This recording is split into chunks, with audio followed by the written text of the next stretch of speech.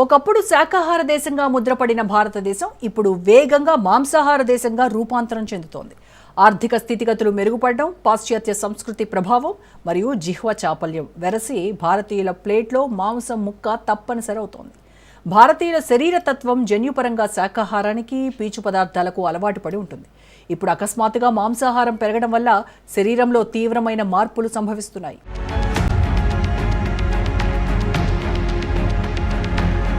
భారతదేశంలో ఇటీవలి కాలంలో ఆహారపు అలవాట్లు వేగంగా మారుతున్నాయి.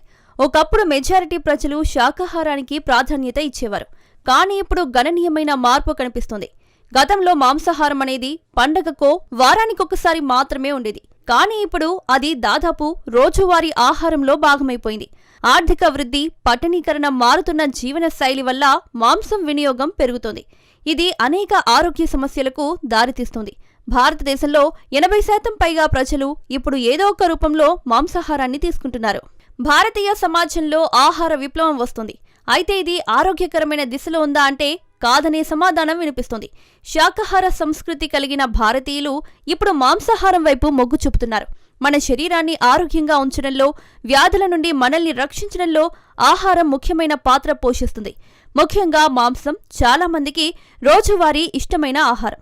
శాకాహారం అంటే పెద్దగా ఇష్టపడని వారు రోజు మాంసాహారం తినడానికి ఇష్టపడతారు. ప్రస్తుతం ఏ పార్టీ అయినా, ఫంక్షన్ అయినా, ఈవెంట్ ఏదైనా సరే వెజ్, నాన్ వెజ్ రెండింటికి ప్రత్యేక కౌంటర్ ఏర్పాటు చేస్తుంటారు. ప్రజలకు మాంసం ఇష్టమైన ఆహారంగా మారింది.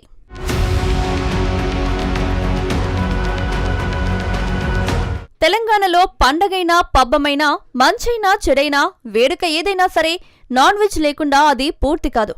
తెలంగాణలో మాంసం కేవలం ఆహారం కాదు, అది ఒక సాంప్రదాయం.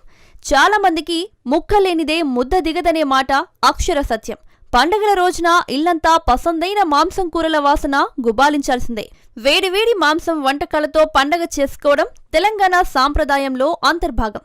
పండగల సమయంలోనే కాకుండా వీకెండ్ డేస్లోనూ మాంసాన్ని ఇష్టంగా తింటుంటారు. అందుకే ఇక్కడ మాంసం వినియోగం రికార్డు స్థాయిలో ఉంటుంది.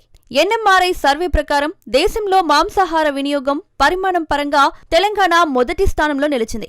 తెలంగాణలో సగటున ఒక్కొక్కరు నెలకు 2 కిలోల మాంసం తింటున్నట్టు ఈ సర్వే వెల్లడించింది.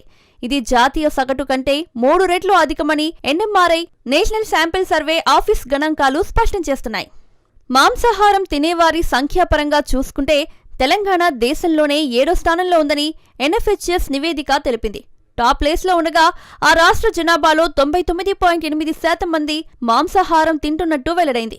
తెలంగాణ జనాభాలో 97.4% మంది